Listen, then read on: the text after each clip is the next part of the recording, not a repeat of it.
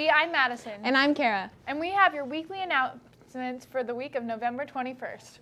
This week on CGTV, we'll preview this weekend's musical, look back on the facts department, bring a friend to Facts Day, and look ahead to Thanksgiving break and Black Friday shopping. Up first, Nick Nightingale and Madison Smith give us a behind-the-scene look at the unsinkable moment. Someday, with all my might and all my main, I'm gonna learn to read and write. I'm gonna see what there is to see. So if you go from nowhere on the road to somewhere and you meet anyone, you know it's me.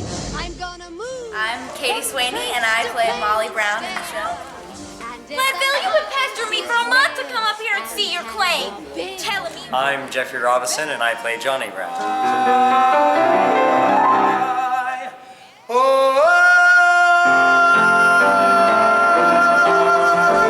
Okay, I'm Greta and I am a dance hall girl. I'm Grace and I'm a dance hall girl. I'm Noah Wright and I am Martha Minor. We just been wrestling with the queen, if you please. So what are your guys' favorite parts of the show? The dancing. Same. I'd have to say the same.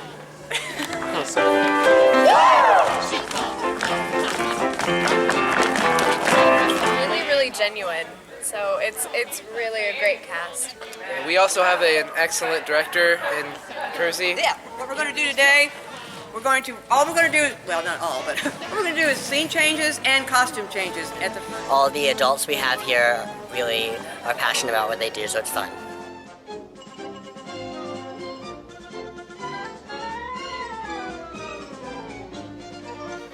This seems to come forward.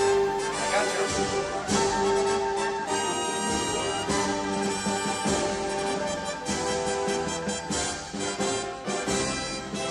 Show. The show is this Friday, Saturday, and Sunday. Friday at 7:30, Saturday at 7:30, and Sunday at 2:30. Well, who should come see the show? Everyone. Everyone. You should come. You. And join us. Howdy there, partner.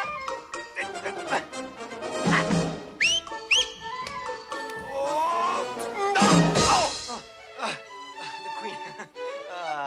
Hey, we got hello there, Queenie. Thanks, guys. Make sure to get your tickets today. And remember, the musical runs tonight, tomorrow night, and Sunday afternoon. This past week, the Facts Department hosted their Bring a Friend to Facts Day. Brooke Stone and Kenzie England recapped the event.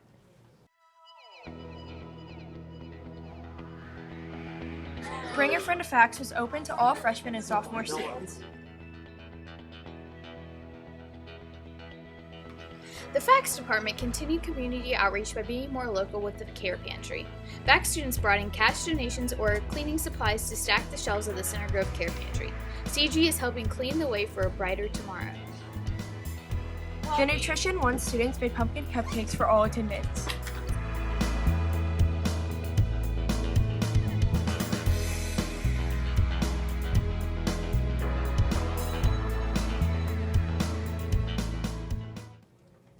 Thanks. Next week is Thanksgiving, but there's one group in our school who won't be home for Thanksgiving. The marching band will be participating in the Macy's Thanksgiving Day Parade. Nick Evans caught up with the drum majors to find out more about their role with the band. Center Grove Marching Band. You've seen them at the football games, and you've heard about their achievements in competitions. The people that you see in the elevated positions looking over the marching band are known as the drum majors. The drum majors are composed of Drew Bonfield, Chris Crowder, and Ali Klinko. All three drum majors have important roles in the band and how the band functions. First off, I'm basically a human metronome for all of the marchers. I help them with visual, with music, and overall I just help them with the general effect of the show. My main duty is to serve the band, so I get them everything that they need. And also one of my primary roles is to conduct the band, so I keep time, show musical phrases, and just tell them certain things during the show that may go wrong. While important in making sure that the show runs properly, drum majors don't actually have that large of a role in planning out the show itself.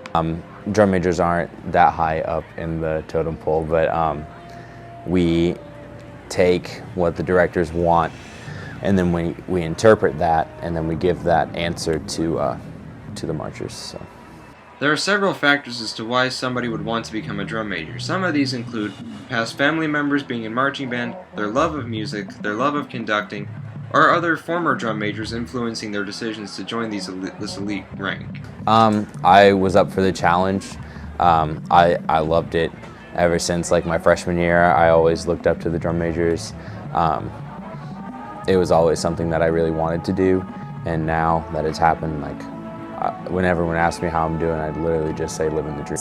I wanted to be drum major because some of my role models in band were drum majors, and I just always really liked music, and conducting is another way to show music, not through playing an instrument, but really trying to get connected to the music.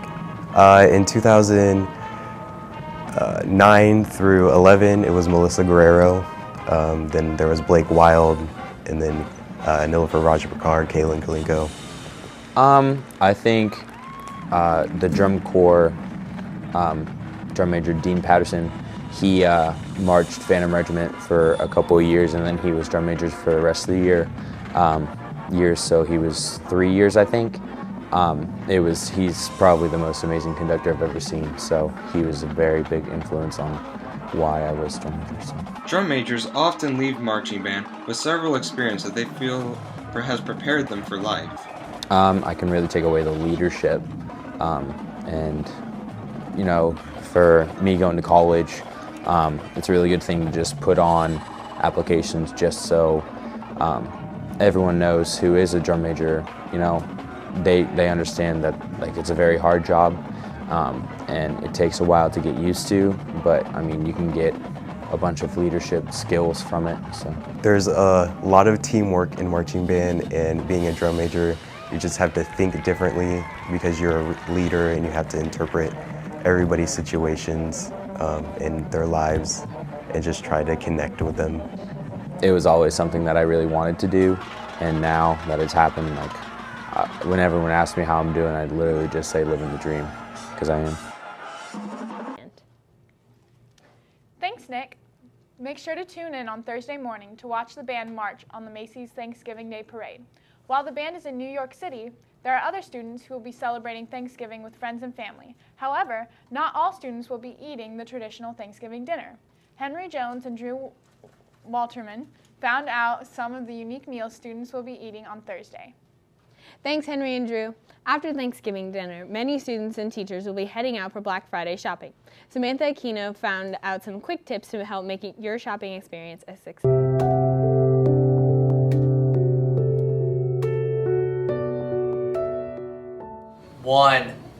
Get there early and get Starbucks beforehand so you don't fall asleep and die. Get plenty of sleep before you go. Go with a group. I would advise you to go with a group. Advice is to not leave anybody unattended. Okay, so you have to camp out in front of the store, like all night. Go early, not like super early, so like cut into dinner, but like go early, get in line. Drink coffee.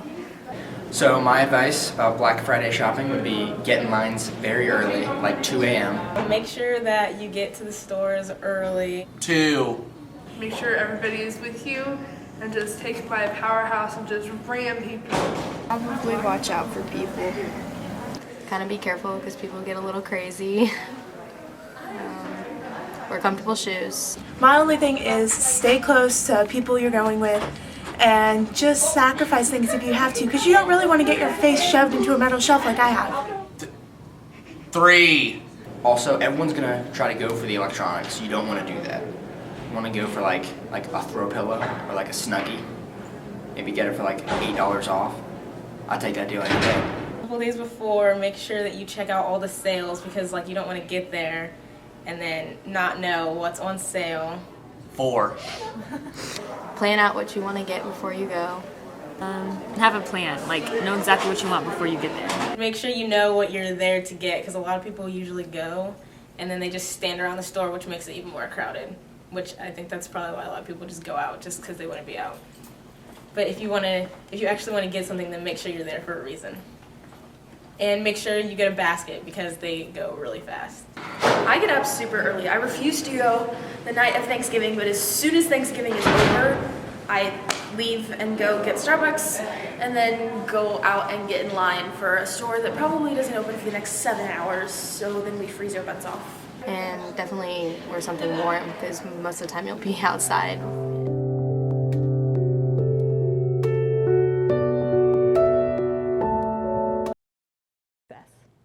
Thanks, Sam.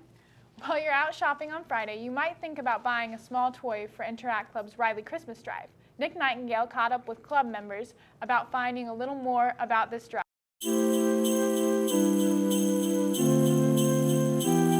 Interact Club is doing the Riley Children's Christmas. Riley Children's Christmas is something they've done for several years now, where people in the community, things like that, collect goods that they need and they give them to the children who are in Riley.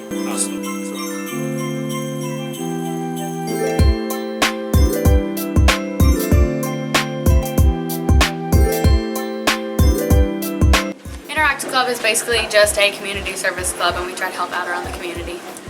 We have meetings every other Thursday in Mr. Buckmaster's room. You just come and show up and you can get involved.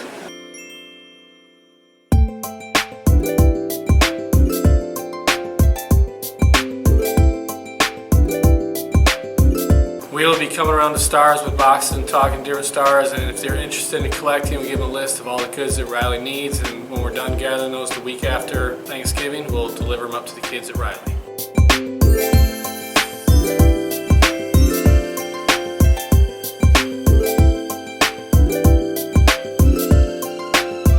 It's just we're going to collect toys, and it's going to be throughout your STAR classes, and we'll give it to the kids at Riley.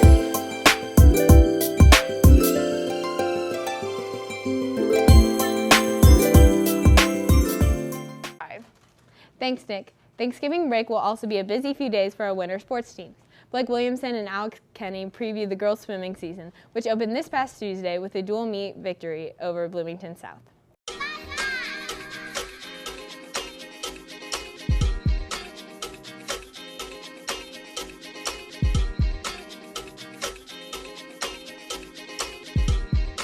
Well, last year we won our 25th sectional win, and then we all went to state, and then the 200 freestyle relay, we got 3rd, and then the state team overall got 7th. So looking forward to this year. Hopefully we'll be able to match that, and if not, get 2nd place, and hopefully beat Penn like we want to as a women's.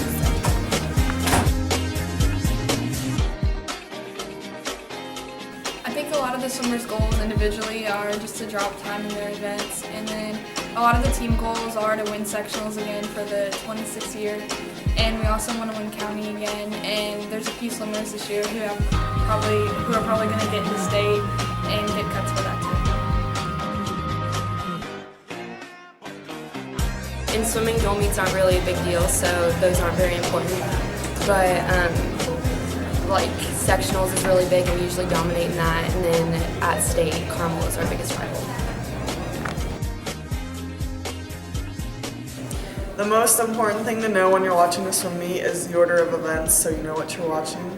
And the most fun thing to watch in a swim meet is definitely the relays. The boys swim team will actually begin their season on Tuesday at Plainfield. Reagan Keller caught up with members of the team to find out more about their upcoming season. We have a lot of different types of people, but we come together and as a team.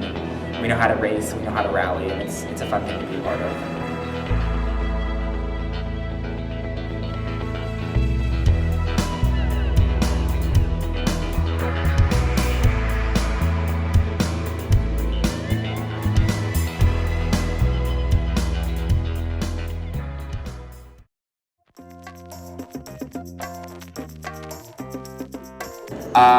The boys team this season looks really good. We've got a lot of good freshmen coming in. We've been training pretty hard over the summer, so it should be a good season.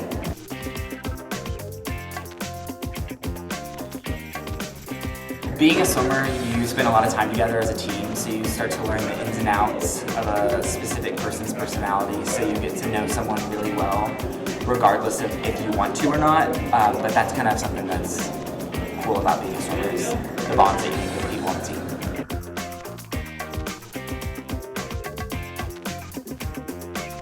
Our biggest rival is Franklin High School, Franklin Community, and we will swim at Franklin on January 29th, I believe.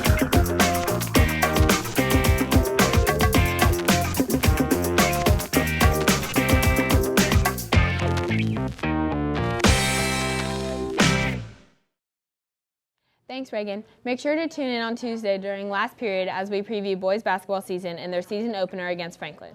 And that's all we have for you today, CG. Bye. Bye.